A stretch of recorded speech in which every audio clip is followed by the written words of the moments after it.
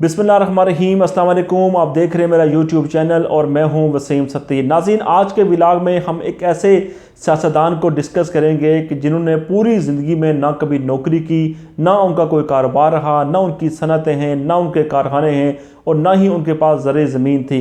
उनके वालिद मोहतरम ने भी अपनी ज़िंदगी में कभी कोई कारोबार नहीं किया और ना ही कोई नौकरी की। उनके भाइयों ने और उनके बच्चों ने और ख़ानदान के दीगर लोगों ने भी कोई कारोबार नहीं किया, लेकिन उसके बावजूद वो सियासतदान और वो सियासी ख़ानदान जो है वो इस वक्त अरबों रुपए का जो है वो मालिक है।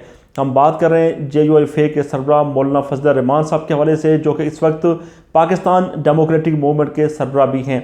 मौलाना फजल रहमान साहब के हवाले से जब भी इमरान खान साहब स्टेज के ऊपर खड़े होकर उनके ऊपर तनकीद करते थे और उनके बारे में कहा जाता था कि मौलाना फजल रहमान मज़हब के नाम पर लोगों से वोट लेते हैं और वोट लेने के बाद वो आवाम को भूल जाते हैं और इक़्तिदार में आने के बाद वो अपने और अपने ख़ानदान के जो लोग हैं उनकी ज़िंदगी जो है उसको संवारने में लग जाते हैं। और यही चीज़ हमने देखी कि मौलाना फजल रहमान पिछले 4 से 5 जो टेन्योर हैं उनमें लगातार जो है वो हुकूमतों का हिस्सा रहे हैं। और ये पहली बार है कि मौलाना फजल रहमान जो है वो किसी भी हुकूमत का हिस्सा नहीं है। मौलाना फजल रहमान के ऊपर जब तनकीद की जाती थी तो कभी उनके ऊपर इल्ज़ाम लगता था कि वो शहदा की ज़मीन उन्होंने अपने नाम करवाई है, कभी उनके ऊपर इल्ज़ाम लगते थे कि वो लोगों से जो चंदा लेते हैं, जो पैसा लेते हैं, उससे अपना निज़ाम चला रहे हैं। और उनकी प्रॉपर्टीज़ के ऊपर बारहा दफ़ा सवालात किए गए, बारहा दफ़ा चीज़ें जो है सामने आई। और अंसार अब्बासी साहब ने भी उनके ऊपर एक स्टोरी की थी जिसको हमने अपने प्रोग्राम में डिस्कस किया था।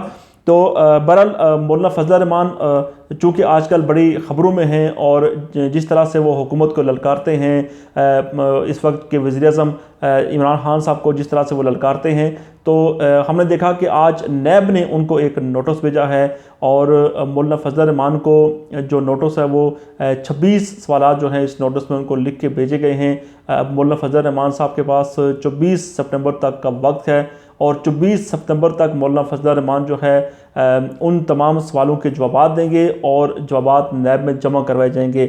और नैब की जानिब से कहा गया है कि अगर मौलाना फजल रहमान साहब ने ये इन सवालात के जवाब अगर ना दिए तो फिर उनके ख़िलाफ़ कानून के मुताबिक जो है वो कार्रवाई होगी। अब मौलाना फजल रहमान साहब से जो नैब ने सवालात किए हैं उन सवालात को हम आपको जब बताएंगे तो आपको अंदाज़ा होगा कि कितने सादा से सवालात हैं कि अगर मौलाना फजल रहमान अगर उनके अगर जवाबात अगर देना चाहें तो शायद उनके लिए ये 2 घंटों की जो है वो मार्क है। लेकिन उसके बावजूद मौलाना फजल रहमान नैब के ऊपर तनकीद करते हैं, चेयरमैन नैब के ऊपर तनकीद करते हैं, पाकिस्तान के अदारों को बुरा भला कहते हैं, हुकूमत को बुरा भला कहते हैं, हुकूमत के वज़रा के ऊपर तनकीद करते हैं। और पिछली बार तो उन्होंने यहाँ तक कह दिया था और उनके लोगों ने ये कहना शुरू कर दिया था कि अगर मौलाना फजल रहमान को नैब में तलब किया गया तो हम जाकर पेशावर में और पाकिस्तान के दीगर शहरों में जितनी भी छावनीज़ हैं जहाँ पर पाकिस्तान मसल्ह अफवाज के दफातर हैं उनके बाहर बैठकर हम वहाँ पर धरना देंगे। तो बहरहाल यह सूरत-ए-हाल है। और मौलाना फजल रहमान साहब अपने सवालात का जवाब बिल्कुल भी नहीं दे रहे और उनकी निस्बत अगर बात करें पाकिस्तान पीपल्स पार्टी के सलीम मानवी वाला साहब के हवाले से नैब ने जब बात की तो सलीम मानवी वाला साहब ने विदिन 2 to 3 डेज़ उन्होंने 136 सफ़ात पर मुश्तमिल जवाब जो है वो लिख कर नैब के हवाले किया। लेकिन एक तरफ सलीम मानवी वाला साहब हैं जो कि अपने सवालात का जवाब दे रहे हैं, जबकि दूसरी जानिब मौलाना फजल रहमान साहब हैं जिनके ऊपर इतने बड़े बड़े इल्ज़ामात और इतने सादा सवालात उनसे पूछे गए हैं, लेकिन उसके बावजूद वो उनका जवाब देने से कासर हैं। अब आइंदा आने वाले दिनों में देखना है कि मौलाना फजल रहमान इन सवालात का जवाब देते हैं कि नहीं देते। अगर वो सवालात का जवाब अगर नहीं देते तो फिर कानून कैसे हरकत में आएगा, ये तो आने वाले दिनों में ही इसका अंदाज़ा होगा। मौलाना फजल रहमान से नैब ने जो पहला सवाल किया है कि फजल रहमान अपने वालिद के ज़राए आमदन की तफसीलात बताएं। उसके बाद वालिद की ख़रीदी गई और वरासत में मिलने वाली तमाम जायदाद की जो तफसीलात हैं वो नैब को आगाह किया जाए। उन तफसीलात से अपने और ख़ानदान को वालिदैन की जानिब से मिलने वाली वरासत जो है उसकी तफसीलात भी बताई जाएँ। फजल रहमान अपने सालाना ज़राए आमदन की तफसीलात भी बताएं। और उसके साथ साथ एक और सवाल किया गया कि मौलाना फजल रहमान की मलकियत जायदादों का आमदन का ज़रिया क्या है। अब ये वो सवालात हैं जो कि अगर आप पाकिस्तानी से या आम शहरी से पूछें तो वो भी इन सवालात के जवाब जो है वो विदिन मिनट देने के लिए तैयार हो जाता है। लेकिन मौलाना फजल रहमान साहब हैं कि उनको इन सवालात के जवाब आते ही नहीं। اس کے بعد نیب کی جانب سے جو سوالات بھجوائے گئے ہیں ان میں اگلا سوال ہے کہ ڈی آئی خان میں 64 کنال کی مختلف زمین خریدنے کا ذریعہ آمدن کیا ہے؟ بیٹے کے نام خریدی گئی 2 کنال 15 مرلے زرعی زمین کا ذریعہ آمدن کیا ہے؟ ملتان کینٹ میں بیٹے کے نام پر 5 مرلہ زمین خریدنے کا ذریعہ آمدن کیا ہے؟ کوئی اور زمین جو آپ یا خاندان نے کسی اور کے نام خریدی، اس کا ذریعہ آمدن جو ہے وہ بھی بتایا جائے۔ اور اس کے ساتھ ساتھ گل اسکر، نور اسکر، محمد جلال، شیر بہادر، اس کے ساتھ ساتھ محمد اشرف، عبدالرؤف، شوکت خان اور دیگر جو لوگ ہیں ان میں ان کے نام دیے گئے ہیں کہ ان کا مولانا فضل الرحمان صاحب کے ساتھ کیا تعلق ہے۔ اس کے بعد مولانا فضل الرحمان اپنے اور خاندان کو تحفے میں ملنے والے اثاثوں کی تفصیلات سے بھی آگاہ کریں۔ مولانا فضل الرحمان صاحب سے کہا گیا کہ آپ اور خاندان نے زمین کے علاوہ جو کچھ خریدا اس کی تفصیلات بھی فراہم کریں۔ آپ اور خاندان نے زمین کے علاوہ کسی اور کے نام بھی جو چیزیں خریدی ہیں ان کی تفصیلات جو ہیں ان سے بھی نیب کو آگاہ کیا جائے۔ فضل الرحمان سے بہن بھائیوں کی جانب سے زمین کے علاوہ خریدی گئی جائیداد کی تفصیلات بھی طلب کی گئی ہیں۔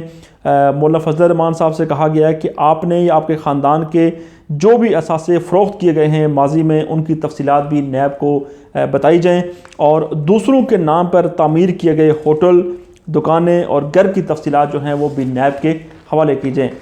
اس کے ساتھ ساتھ الیکشن اخراجات کی تفصیلات بھی جمع کروائی جائیں۔ مولانا فضل الرحمان کے جو خاندان کے جو لوگ بیرون ملک دورے کرتے ہیں جن کے اوپر لاکھوں روپے جو ہے وہ خرچ ہوتے ہیں ان کے اخراجات اور مقاصد بھی بتائے جائیں۔ اور اس کے ساتھ ساتھ مولانا فضل الرحمان کسی اور کا اکاؤنٹ اگر استعمال کر رہے ہیں تو اس کی تفصیلات سے بھی آگاہ کریں۔ نیب کی جانب سے سوال نامے میں کہا گیا ہے کہ مولانا فضل الرحمان اپنی سرپرستی میں چلنے والے مدارس کی تفصیلات اور اپنے مدارس کے اکاؤنٹس، اثاثے سمیت رجسٹریشن کی تفصیلات فراہم کریں۔ مولانا فضل الرحمان اور خاندان مدارس سے حاصل ہونے والی آمدنی، ٹیکس گوشواروں کی تفصیلات سے آگاہ کریں۔ سرکاری زمین جو آپ کو آپ کے قریبی دوستوں اور آپ کے رشتہ داروں کو ملی ہے اس کے اوپر بھی اپنی رائے دیں۔ پھر فضل الرحمان صاحب سے سوال کیا گیا کہ فضل الرحمان جماعت کے بیرون ملک اور ملک کے اندر جتنے بھی بینک اکاؤنٹس ہیں ان کی تفصیلات سے آگاہ کریں۔ پارٹی کن فنڈ سے چلتی ہے، ان کو فنڈنگ کون کرتا ہے، اس کی تفصیلات بھی دی جائیں۔ اتنی شاہانہ زندگی مولانا فضل الرحمان صاحب کیسے گزار رہے ہیں، ان کے اخراجات کیسے پورے ہوتے ہیں، اس کی تفصیلات بھی نیب کے حوالے کی جائیں۔ اور اس کے ساتھ ساتھ کیا یہ بھی جو الزام مولانا فضل الرحمان کے اوپر ہے کہ انہوں نے اپنے بھائی کو سرکاری نوکری دینے کے لیے ایک اپنا اثر و رسوخ استعمال کیا، اس میں کتنی حقیقت ہے، اس حوالے سے نیب جو ہے انہوں نے مولانا فضل الرحمان سے تفصیلات مانگی ہیں۔ مولانا فضل الرحمان جو ہیں وہ ابھی تک تو ڈٹائی کر رہے ہیں، اور مولانا فضل الرحمان کے پاس اتنی اربوں خربوں روپے کی جائیداد کہاں سے آئی، ان کا ذریعہ آمدن کیا ہے، وہ اتنی شاہانہ زندگی جو گزار رہے ہیں وہ کیسے گزار رہے ہیں، اتنا پیسہ کہاں سے آتا ہے؟ کیونکہ اگر ہم اپنے ارد گرد میں اگر دیکھیں جتنے بھی مدرسے کے بچے ہوتے ہیں، جتنے بھی اس طرح کے مذہبی مدارس ہیں جہاں پر بچے اگر پڑھتے ہیں، جو لوگ ان کو چلانے والے ہیں ان کے پاس تو شاید اتنا پیسہ نہیں ہوتا جتنا مولانا فضل الرحمان کے پاس ہے۔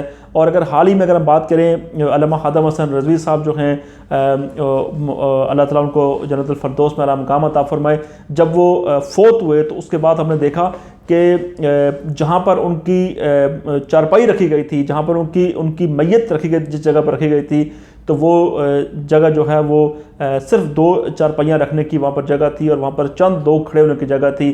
اس احاطے میں ان کی جو ہے میت تھی اس کو رکھا گیا تھا۔ تو ان کے پاس نہ تو کوئی بڑی گاڑیاں تھیں، نہ ان کے پاس بڑے بنگلے تھے، نہ ان کے پاس بینک اکاؤنٹس تھے، نہ ان کے خاندان کے لوگ جو ہے وہ بڑے محلات میں رہتے ہیں۔ لیکن مولانا فضل الرحمان جو ہے وہ بڑے محلات میں بھی رہتے ہیں، ان کے پاس اربوں خربوں روپے کی زمین بھی ہے، ان کے پاس ہزاروں ایکڑ زمین بھی ہے، اور ان کے بچوں کے پاس جو ہے وہ بڑی بڑی لگژری گاڑیاں ہیں اور بڑی زبردست زندگی وہ گزار رہے ہیں۔ تو نیب نے اب ان سے سوالات پوچھے ہیں۔ اب دیکھنا یہ ہے کہ جو 20 تاریخ تک نیب کے سوالات کا جواب مولانا فضل الرحمان صاحب دیتے ہیں کہ نہیں دیتے، اور اگر نہیں دیتے تو اس کے بعد نیب کیا ایکشن لے گا، یہ آئندہ آنے والے دنوں میں ہی ان تمام جو چیزوں کی تفصیلات ہیں وہ ملیں گی۔